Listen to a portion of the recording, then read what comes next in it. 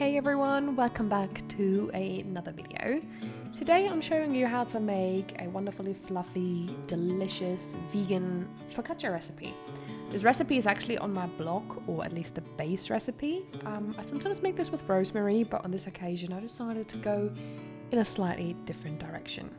I really love focaccia. It's just such a good classic and amazing to just dip into something delicious, such as like oil and balsamic vinegar. I still think that's the best combination of what to dip it into.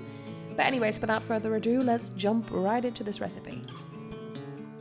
With regards to the ingredients, there are only a couple of things that you really need. First thing is flour. Who would have thought? You're gonna need some flour. I like to use bread flour because I find it has a little bit more of a bite and a nicer texture to it. You're gonna need some water. You're gonna need some dry active yeast. I always buy mine in bulk and it lasts me for ages. You need some sugar because the sugar will actually activate the yeast in the mix, so it's not gonna taste sweet. It's literally just about 2 teaspoons of sugar. It's not much. You're gonna need some salt flakes to go on the top, some olive oil, and then also your toppings. So whether that's rosemary or whether you want to go with some cherry tomatoes and olives, for example. Just pick whatever toppings you would like to go with. To start with, simply place the flour, the dry yeast, the salt and the sugar in a large bowl and then stir to combine everything. Little by little, add in the water into your mix.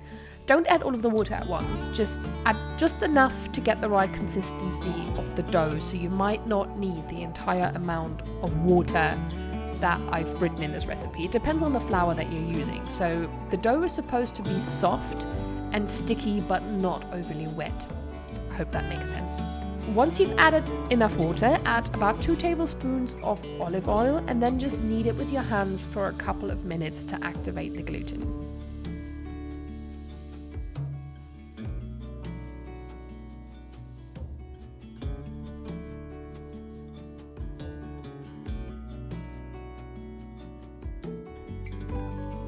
Place the kneaded dough back into the bowl, sprinkle a little bit of flour on the top, and then just cover the bowl with cling film and leave the dough to rest for about 2 hours in a warm place. What I like to do is I turn on my oven to about 50 degrees, and as soon as it reaches those 50 degrees, I turn it off, place the dough in, close the door.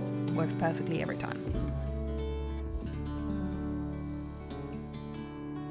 After the 2 hours, cover the bottom of a baking tray with a non-stick baking paper and then grease the paper with a little bit of olive oil, that's what I meant to say, and place the dough on top, and then you just use your hands and your fingers to gently push it into the corners. So you're basically just going to shape your focaccia with your fingers. And then you leave it to rise for another 30 minutes.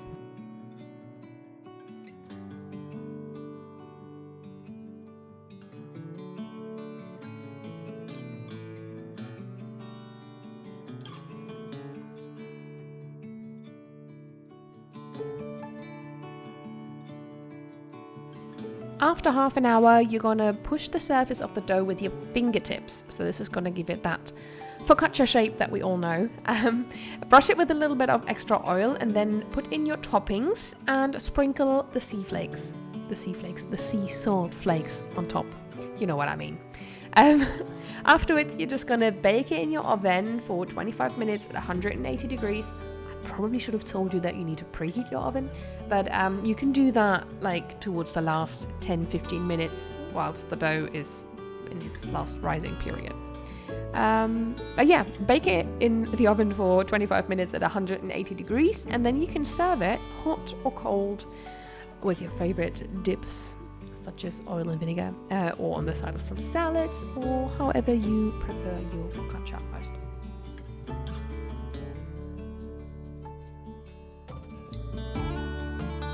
Anyways, I know this recipe is very straightforward and it's not very complicated, so you don't have any excuses for not making a delicious focaccia. Send me an invite.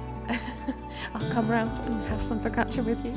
Anyways, I just hope you really enjoyed this video, and I will see you in another one soon, hopefully. Bye bye.